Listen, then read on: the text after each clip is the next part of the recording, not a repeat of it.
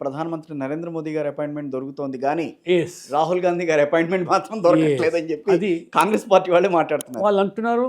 తెలంగాణ ప్రజలు కూడా అవునన్నా కాదని ముఖ్యమంత్రి ఈ 2014 నుంచి అదే పరిస్థితి కేంద్రంతో తెలంగాణ ప్రభుత్వం తెలంగాణ ప్రభుత్వం మీద ఒక రకంగా చిన్న చూపు చూస్తోంది.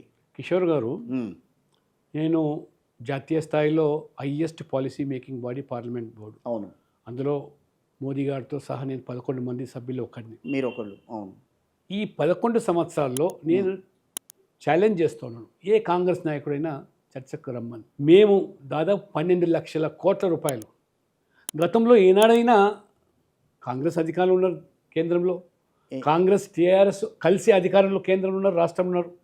ఎప్పుడైనా ఇన్ని నిధులు, ఇన్ని ప్రాజెక్ట్స్, ఇన్ని రోడ్లు, రైల్వే లైన్లు తీసుకొచ్చారని అడుగుతున్నాను. రైల్వే బడ్జెట్ నేను పార్లమెంట్ సభ్యునిగా అనేక సందర్భాల్లో కూడా ప్రస్తావించాను.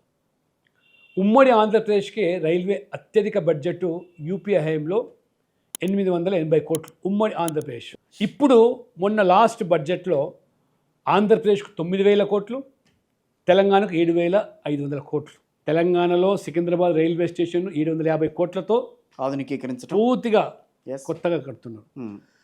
40 రైల్వే స్టేషన్లు ఆధునీకరించి చర్లపల్లి టెర్మినల్ చేశారు.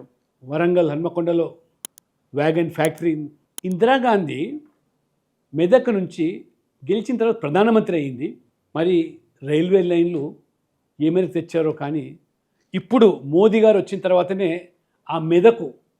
ఆ ప్రాంతంలో మెదక్ రైల్వే స్టేషన్ మేమిచ్చాం, సిద్దిపేట రైల్వే స్టేషన్ మేము కట్టాం, కొమరవెల్లి రైల్వే స్టేషన్. ప్రధానమంత్రి మీరు, రాష్ట్రంలో ప్రభుత్వం మీది, కేంద్రంలో ప్రభుత్వం కాంగ్రెస్ది, కనీసం ఒక రైల్వే స్టేషన్ ఇవ్వలేని మీరు